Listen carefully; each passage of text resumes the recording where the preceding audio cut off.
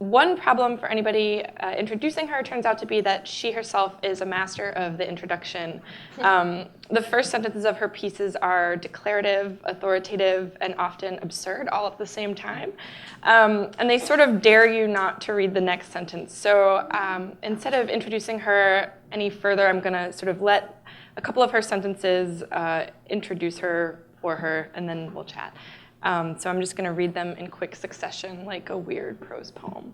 The Maui surfer girls love one another's hair. Of all the guys who are standing around bus shelters in Manhattan dressed in nothing but their underpants, Marky Mark is undeniably the most polite.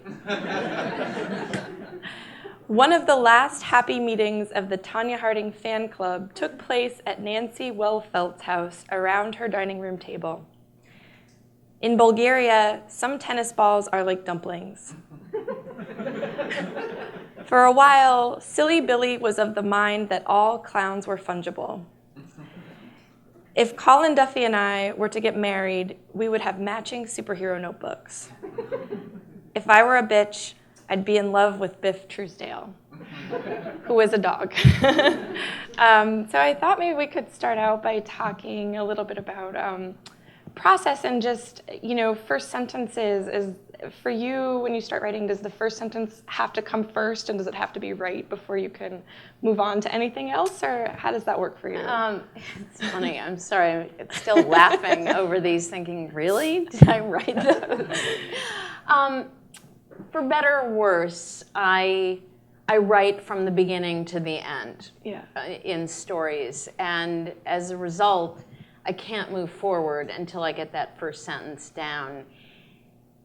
I think partly it's I'm writing the way a reader would experience the piece. As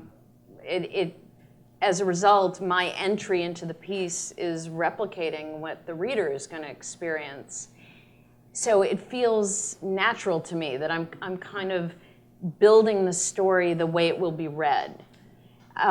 It's also a matter of tonally finding myself before I continue writing. And it would be very odd, even though I envy people who can sort of write the blocks of text, then store them and assemble it like a Lego when they have all of these pieces.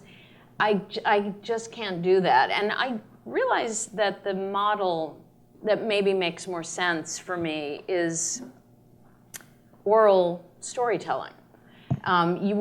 While you might think in advance of anecdotes that you're going to tell in the course of telling a story, when you are telling a story, you begin at the beginning and you build, and there's a lot of rhythm, there's a lot of subconscious process going into keeping people engaged and listening. It seems to me you can't do that unless you do it in order, or at least I should say I can't do it unless I do it in that order, modeling as if I were telling the story out loud and counting on all of the rhythmic propulsion that would come in telling a story out loud.